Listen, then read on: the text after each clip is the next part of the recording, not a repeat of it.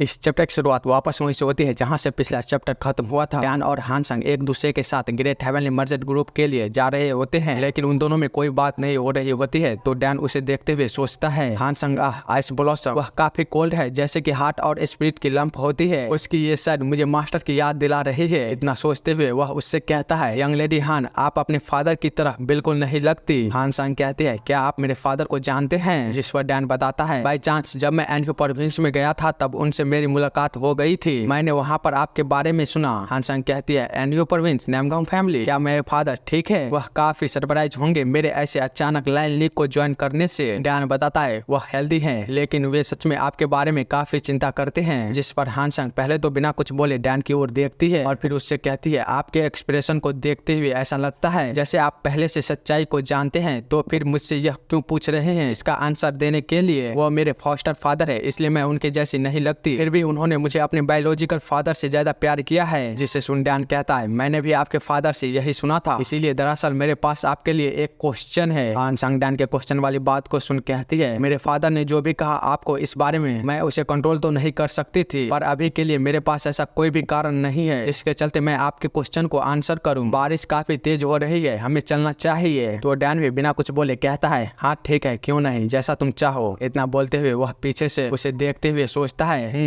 उसे इनसिग्निफिकेंट और हठी बातें पसंद नहीं है, और यहाँ तक कि जिस तरह वह चलती है वह सच में मास्टर के सिमिलर है। पर अब उसके पेरेंट हान जोंग यू और उसकी वाइफ है, और ऐसा लगता है वह काफी प्यार से बड़ी हुई है। क्या मुझे उसे मास्टर के बारे में बताना चाहिए? जब वह ग्रेट अचीवमेंट को अचीव कर रही है और एक अच्छी लाइफ को जी रही है, शायद उसके लिए हानसंग के रूप में जीने देना जैसे वह अभी जी रही है उसके लिए सबसे अच्छा होगा। वो ये सभी सोच ही रहा था, तभी उसे कुछ अजीब फील होता है। उसके आसपास बहुत से छोटे बबल टाइप कुछ आने लगता है, जिसे देख वह कहता है, अब ये क्या है? यह फीलिंग कुछ अजीब है, ऐसा लग रहा है जैसे कि समय रुक गया हो। उसी समय पर वहाँ पर रेड सेक्ट के मॉन्क आता हुआ कहता है, यह सच में एक ब्यूटीफुल वुमन है, जैसे कि फूलों का गुच्छा। बहुत सारे आदमी उसके ब्यूटी पर फिदा हो चुके हैं और अपनी आंखें नहीं हटा पाए, लेकिन फिर भी मुझे यकीन है उसके पास जो टैलेंट है उसे कोई भी नहीं देख पाया। जैसा कि मैंने उसके ब्यूटी के पीछे देखा, तुम मुझे अपने लिए काफी लालची बना रही हो। अगर मैं तुम्हें अपने मटेरियल के रूप में उपयोग कर पाया तो मैं अब तक का सबसे बेहतरीन हेल्थ इमॉर्टल कॉर्प्स को बना सकता हूँ गोल्डन सेक्ट को डिस्ट्रॉय करने के लिए, और मैं रेड सेक्ट के सैकड़ों सालों को गरज को खत्म कर दूंगा। गोल्डन सेक्ट के खिलाफ extreme cold in energy crystal जो कि 500 साल पहले खो गया था, वह घूम फिर कर वापस मेरे पास आ गया है गोल्डन सेक्ट को डिस्ट्रॉय करने के लिए। साथ ही हेवन भी मेरे साथ है, जिसने की इस वुमन को मेरे पास भेजा है। होम बड़ा बड़ा मिल होम सारा। इस मंत्र के साथ वह हानसंग की ओर बढ़ता हुआ कहता है, आइस ब्लॉसम, मैं तुम्हारे सोल को अपने बॉडी के अंदर ट्रैप कर लूंगा। पर जैसे ही वह उसे ट्रैप करने वाला होता है, तभी डैन उसकी ओर देखता हुआ कहता है, ओए कब्रिस्तान के गले हुए मुर्दे, आखिरकार ये सब क्या है और तुम हो कौन? जिसे सुन भाई साहब इस मॉन्क के तो काफी बड़े वाले होश उड़ जाते हैं। पर डैन उससे दोबारा कहता है, तुम इस दुनिया के अंदर हो कौन और तुम यहाँ पर कर क्या रहे हो? साथ ही तुम यंग लेडी हान के साथ क्या करने की कोशिश कर रहे थे? जिसे सुन मॉन्क सोचता है, यह कैसे हो सकता है? मुझे यकीन नहीं हो रहा है कि मैंने अपने टेक्निक को परफॉर्म किया है। वह इतनी फ्रीली कैसे मूव कर सकता है? जबकि डैन उसे कुछ ना बोलता हुआ देख कहता है, मैंने तुमसे पूछा तुम यंग लेडी हान के साथ क्या करने की कोशिश कर रहे थे? इतना बोलते हुए वह उन छोटे छोटे बबल की ओर देखते हुए कहता है, अगर तुम मुझे आंसर नहीं करते हो तो मैं तुम्हें अपने दुश्मन के रूप में समझूंगा। इसके साथ ही वह उस पर उन सारे बबल को डिस्ट्रॉय करने के बाद अटैक कर देता है, जिससे मॉन्क खुद को किसी तरह बचाता हुआ पीछे हटने के बाद वो भी डैन पर अटैक करते हुए सोचता है, अगर मैंने इसे अभी नहीं मारा तो वह फ्यूचर में निश्चित रूप से एक बड़ा खतरा बन जाएगा। लेकिन डैन उसके अटैक से बड़ी आसानी के साथ बचता हुआ उसके बॉडी पे दोबारा एक अटैक करता है, जिसके कारण उसकी बॉडी पूरी तरह से डिस्ट्रॉय होने लगता है। और ऑफ कोर्स यह उसकी असली बॉडी नहीं होती है। वह वहां से डिसअपीयर होता हुआ डैन को गाली देता है, पर डैन अभी भी उसकी बॉडी की ओर देख रहा होता है, जिसके पूरे डिस्ट्रॉय होते ही हम देख पाते हैं उसकी जगह पर एक तिलिस्मैन होता है, जिसे डैन ने टुकड़े में बांट दिया होता है, जिसके कारण वही दूर से देख रहा मॉन्क की असली बॉडी को भी काफी डैमेज पहुंचा होता है। डैन उसे देखते हुए कहता है, मुझे नहीं पता कि तुमने उस पर इस टेक्निक का यूज क्यों किया है, लेकिन अगर मैंने तुम्हें इसे दोबारा करते हुए देखा तो मैं इस बार की तरह बस यहीं पर नहीं रुकूंगा। जिससे सुन मॉन्क अपने मन में कहता है, आखिरकार यह कमीना है कौन? वह मेरी अनसीन को भी देख सकता है, साथ ही उसे डिस्ट्रॉय भी कर सकता है। क्या वह रेड सेक्ट का कोई नेचुरल एनिमी है? पर जो कुछ भी हो, मैं नहीं जानता कि तुम कौन हो, लेकिन मैं उस वुमन को पाने की कोशिश कभी नहीं छोड़ूंगा। इतना सोचते हुए वह वहां से गायब हो जाता है, जिसके कारण टाइम वापस से नॉर्मल की तरफ फ्लो करने लगता है। लेकिन हानसंग को कुछ भी समझ नहीं आता कि अभी अभी हुआ क्या, इसलिए वह डैन से पूछती है, क्या यहाँ पर कुछ हुआ है? डैन बताता है, नहीं कुछ भी नहीं।